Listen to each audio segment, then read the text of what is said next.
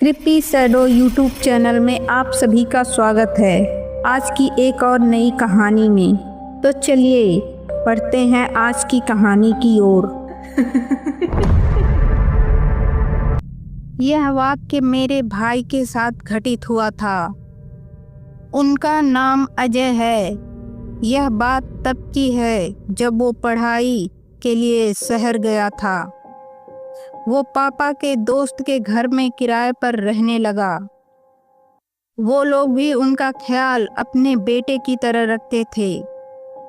मेरा भाई बचपन से ही पढ़ने में बहुत अच्छा था, इसलिए उन्होंने उसे बाहर वाला कमरा दे दिया जो उस घर के बगीचे में था, जहां उसे कोई परेशान करने वाला नहीं था।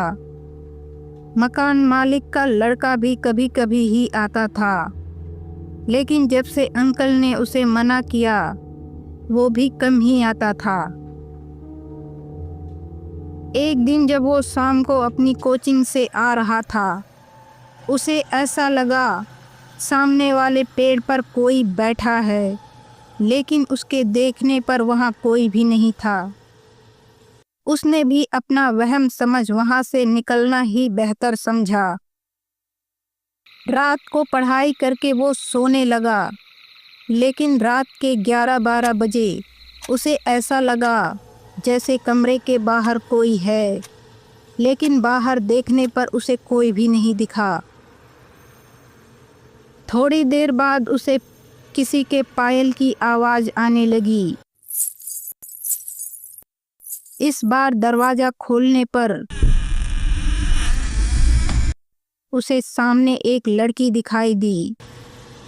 उसकी सुंदरता देख वो उसमें खो ही गया था, लेकिन अचानक उसके दिमाग में यह बात आई कि इतनी रात में यह लड़की क्या कर रही है। तब उसने उससे पूछा, आप कौन हो और इतनी रात को यहाँ क्या कर रही हो? जिसके जवाब में उसने बताया कि उसका नाम टीना है और वो काफ़ी दिनों से अजय से मिलना चाहती थी। अजय, पर क्यों? टीना, मुझे तुम अच्छे लगते हो। अजय, पर मैं तुम्हें नहीं जानता। टीना एक अजीब सी मुस्कान के साथ उससे कहती है, जल्दी ही जान जाओगे। जिसके बाद वो रोज़ाना उससे मिलने आने लगी, लेकिन वो हमेशा रात के 12 बजे के बाद ही आती थी। अब वो दोनों एक दूसरे से रोज़ाना मिलने लगे थे, पर अब भाई कमज़ोर होने लगा था। उसका पढ़ाई में भी मन नहीं लगता था। अंकल और आंटी को भी उसकी चिंता होने लगी थी। उनके बार बार पूछने पर भी वो उन्हें टाल देता था। आखिर एक दिन उसकी तबीयत इतनी खराब हो गई कि उसे सब सच बताना ही पड़ा। जिसे सुन तो पहले उन्हें उस पर विश्वास नहीं हुआ, इसलिए उन्होंने रात को पास वाले कमरे से देखने की सोची, लेकिन रात का नज़ारा देख उनकी हालत खराब हो गई। वो एक डायन थी जो धीरे धीरे अजय का खून चूस रही थी। अगले दिन उन्होंने जल्दी ही मम्मी पापा को बुलाया और सब बात बताई। मम्मी पापा भी उन्हें गांव ले आए। काफ़ी पंडित और तांत्रिकों को उन्होंने दिखाया, लेकिन सबने यही कहा, काश आप इसे पहले ले आते तो शायद हम इसे बचा सकते थे। उसे रात को जब भाई सो रहा था, उसके पास वही डायन आई, जिसे देख उनकी हालत खराब हो गई, लेकिन उनके गले से कोई आवाज़ नहीं निकल रही थी।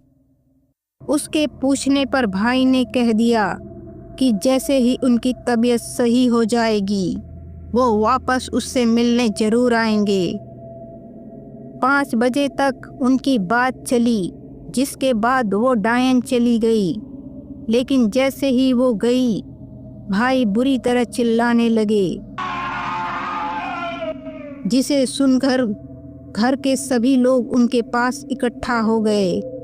फिर भाई ने उन्हें सब रोते हुए बताया। उसी दिन पापा मम्मी उन्हें एक बाबा के पास ले गए। उन्होंने उन्हें एक तावीज़ दिया और कहा, इसे भूलकर कभी उतारना नहीं, वरना जान से हाथ धो बैठोगे।